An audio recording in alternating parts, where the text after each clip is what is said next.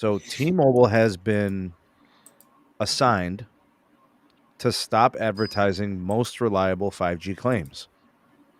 AT&T and Verizon took, I guess, opposition to this from the initial claims, and T-Mobile initially was trying to like defend it or defend themselves on it, because if you think about it, like that has been the bane of their perception through basically like the 4G LTE era, is they were never able to have the reliability polish that say like AT&T enjoyed, or more so Verizon. Like when everybody says Let's say Verizon, Verizon. yeah, like in terms of just public perception. So, you know, the recommendations from the National Advertising Review Board asked them to stop all the expressions and implying claims of most reliable 5G network. T-Mobile kind of pushed back on it. Looks like they're withdrawing that push, and they're going to just go ahead and back out. So Hey, here, I'm going to say one thing about this. okay. They were correct in Boulder. Yeah, no doubt. I mean, I trust your experience, Pete. So, no doubt. The thing here, though, all right, the reason why they wanted them to stop this is the NARB. That's the overseers of this.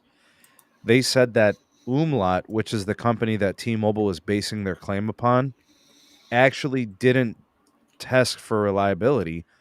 They're saying that T-Mobile's application of their data from Umlaut does not indicate reliability. They were indicating availability. Right? So, and this is in my understanding, Pete, to me it's not pretentious. To me it's No. very clear. Availability means it's there. Yep. Reliability, like as defined here, has to do with the ability to complete a task within a certain time frame or whatever the metric is, right? Without getting kicked off. Exactly. Okay, so By me the and you way, are on the same page, right? Kazi says my anecdote also applies to South Florida. Now, the issue with the National Ads Council is anecdotal evidence is not data. Yeah. Yeah, but anecdotal evidence is why people stay where they're at. Yep. Not national data, right? All right, so with this whole concept, I mean, it looks like me and Peter are on the same page here. Availability, reliability, not the same. Dennis, you have at that right there. Yeah, no, I concur. There is a difference between availability and reliability. I would actually go one step further to say that reliability, I agree with your definition, but I'd like to expand it just a smidge.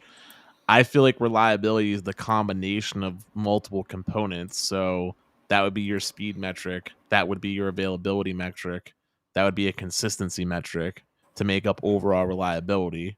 Because a network that has no availability of said 5G can't really claim to be the most reliable. And in this case, I'm taking shots at Verizon for a moment with their millimeter wave. Like if Verizon went on a marketing scheme saying they have the most reliable 5G network, and meanwhile 5G only comprised before C-band deployed like 0.01. Okay, so there we go. That is a question of availability, not reliability. Although, I must say, with the millimeter wave, I have connected to it in Denver, walked around, and lost it in the middle of a speed test, which is a question of reliability when you still have the ultra wideband icon on your phone. That's why I said, in my opinion, that's why I'm saying, in my opinion, reliability is it's multiple components that comprise it. Like availability is also a part of that mathematical equation to equal what the reliability score is in my eyes. But here's the thing. It's becoming too complicated by definition. By definition, it is said here by this group. This is task completion. Reliability is task completion. Now, if the question is availability, that is measurable. How much of the time is this device with a T-Mobile SIM, with a Verizon SIM, with an AT&T SIM? How much of the time with this phone being on is in 5G? That would say, well, 59% of the time T-Mobile is in 5G. 29% of the time Verizon is in 5G. There is a metric there. Now we get to task completion. Out of 100 tries, how many of the tasks while connected to 5G were completed?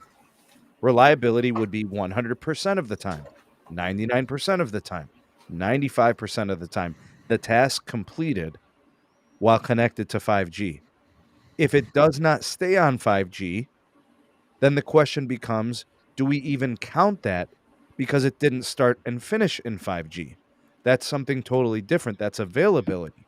That is not a valid data set. Right. I'm letting you guys know, as someone who teaches the scientific process, that data cannot be collected because it does not start and it does not finish in 5G.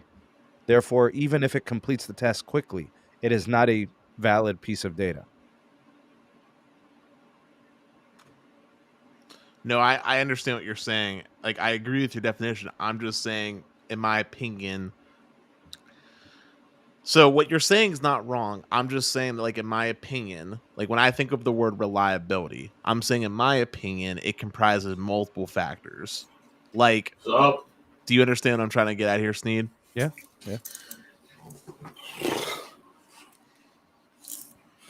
So T-Mobile decided that they were going to just kind of like disengage. They weren't going to push back anymore. They said fine. And the first thing I thought, well, all right, so what's going to be their pivot if they're not going to be, pushing this whole concept of, most reliable 5G? Well, they can still hold on to the most available 5G. They could still do that because they have scaled their 5G ultra capacity pretty well. They're 215 million pops, maybe 220, possibly. They're getting there. The last we checked, I think last month they were at 210, 205, 210, something like that. So I, I, so I think they can go that route. Maybe they could say nationwide fastest 5G. on average, Yeah. So like, I think there's things there that they can utilize as part of their advertising campaign. Well, you think they so can say fastest though, even though technically speaking, if we're talking about fastest, Verizon has the fastest 5G. Yeah, but nationwide, like, remember they're scaling this through midband. So they're scaling 41 quicker than both, and both the other two. And real quick, shout outs to Santiago Hernandez saying with a $5 super chat, my main priority is reliability. 1 or 2 bars of coverage does me no good if I can't make a call, send a text, or use data reliably. That, Santiago, is why I cannot recommend AT&T in Boulder. You can get 4 bars of service on AT&T in Boulder, even the Los Blue one that was available, and still not be able to make a phone call. So here's my thoughts on what T-Mobile should do from a marketing standpoint, and this won't get them in trouble, and I feel like it's an easy fix. The marketing should just say the most 5G available on any network or something like that. Yeah. Like don't even get into speed, because if you get into speed, then you get into this whole argument of like, all right, but Verizon has millimeter wave or Verizon has C-band. I mean, to me, most 5G coverage, like that's a thing that's in T-Mobile's camp. They do have the most 5G coverage thanks to their low band deployment.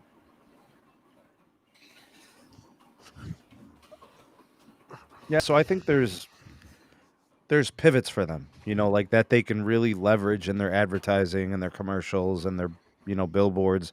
They do have capacity, right? So they can still continue to kind of drive that point home and continue to try to change the old perception that they have as they transition their network